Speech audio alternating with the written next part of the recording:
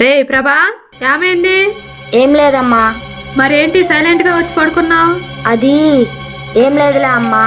మరెందుకు అలా ఉన్నావు? నేను తప్పు చేశానమ్మా. ఏం చేసావురా? నేను దాచుకున్న డబ్బులని పోగొట్టానమ్మా. ఎలారా?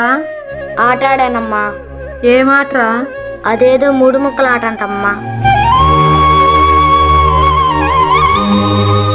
నువ్వు 3 ముక్కలు ఆటాడావా? అవునమ్మా, నన్ను క్షమించు. ఈ విషయం మీ నాన్నకు తెలిస్తే ఏమవుతుందో తెలుసా? ఆయన ఇంకా ఆడుతూనే ఉన్నాడమ్మా.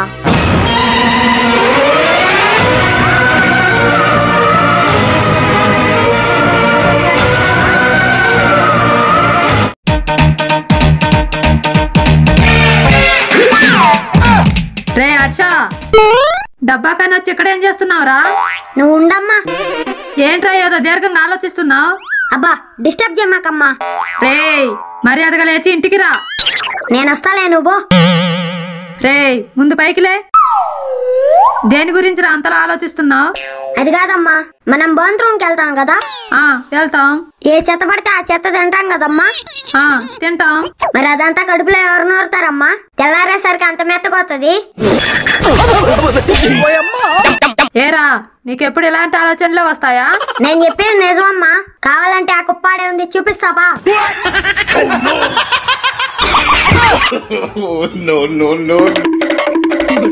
ఇదేంటి మమ్మ అలా భయపడుతుంది? అందరికీ జరిగేదేగా ఇది. పోనీలే, వాళ్ళెవరికి రాని ఆలోచన నాకు వచ్చింది. శభాష్ హర్ష. రే హర్ష, నీకు దండం పెడతా, దిగరా. ఆహా, నేను దిగను. ఎందుకురా నన్ను ఇలా ఏదిస్తున్నావు? నాకు 1000 రూపాయలు ఇస్తానంటేనే దిగుతా. అన్ని డబ్బులు నేను ఇవ్వలేనురా, మంది చాలా పేద కుటుంబం. అలాంటప్పుడు నన్ను మీ పేదింట్లో ఎవరు పుట్టించుకోమన్నారు? అదేంటి చిన్న అలా అంటావు? పుట్టుక దైవ నిర్ణయం. ఈ ఉపన్యాసాలు మాత్రం బాగా చెప్తూ. ఒక కార్ లేదు, స్విమ్మింగ్ పూల్ లేదు, ఏందో లేనా బతుకు. అదే నా ఫ్రెండ్ వాళ్ళని చూడు, ఎంత డబ్బున్నోళ్ళో.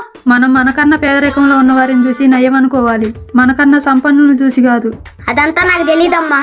సరే, ఒకటి అడుగుతా, చెప్పు. నీలానే పేద పిల్లలంతా ఎలానే అనుకుంటే? పేదరికం అనేది మన పెద్దవాళ్ళ తప్పిదాలను బట్టి, మన గ్రహచారాలను బట్టి ఏర్పడుతుంది. ఏమో, రేపు దీని రాత మార్చే శక్తి నీలో ఉందేమో.